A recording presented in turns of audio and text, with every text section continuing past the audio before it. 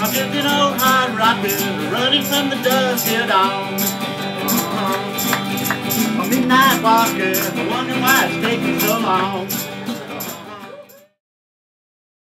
And I remember even just 2 years ago, I was climbing out of Ouray towards Engineer, and I was kind of not really having a very good day. I was just kind of going, and it was the year Diana Finkel was in the front for all day until Jared caught her. But climbing up out of Ouray towards Engineer, and I caught Scott Jaime, and Scott was just sitting there on a rock, you know, just kind of looking around, kind of a little glazed. And I was like, you know, freaking Hardrock, huh, Jaime? He's like, yeah. So I sat down with him, had a little conversation. You know, that's just a little tiny thing. I mean, but you remember times like that. So Scott and I had a moment, you know, then we kind of moved on. He slogged out of there. A couple hours later, Scott and I took a nap in the tent at Grouse for an hour and a half. Scott, like a man, got up and continued. I wussed out and went home. So, I mean, it was pretty funny when we were sitting in the tent, just like, hey, Scott, how's it going? Hey, Karl, we're racing, huh? You know? Yeah, we're racing at 0 miles an hour, sitting in a tent, you know? Did you talk to Scott Jaime? No. Well, he was in the lead, and then I passed him, and you know how, you know what, we were coming, it was out of Ouray, and so there was this little switchback section, and you were sort of in the trees, so I couldn't really see him except for sometimes through the trees.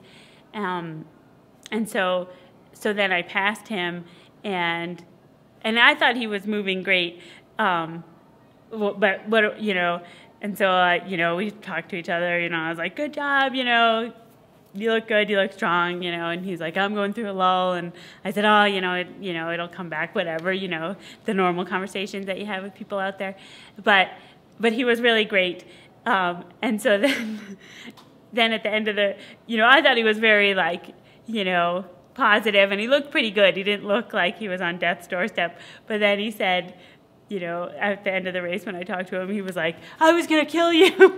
He's like, I felt, you know, you're going through these terrible lulls, and he's like, I just felt like shit, and I was just vomiting, and there you were like, you look great, you know, and I was like, oh, I didn't see that, you know, but I remember that he wanted to kill me, but I didn't know that, I didn't hear the vomit, so, but I remember that. And I remember, because his dad was, you know, his dad is pretty loud.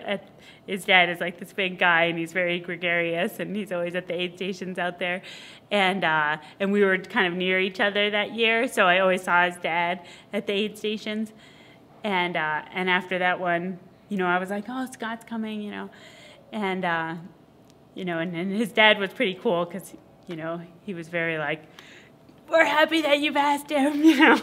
You know, not because, you know, they were just, you know, they were sort of in on the girl power thing, so it was kind of cool.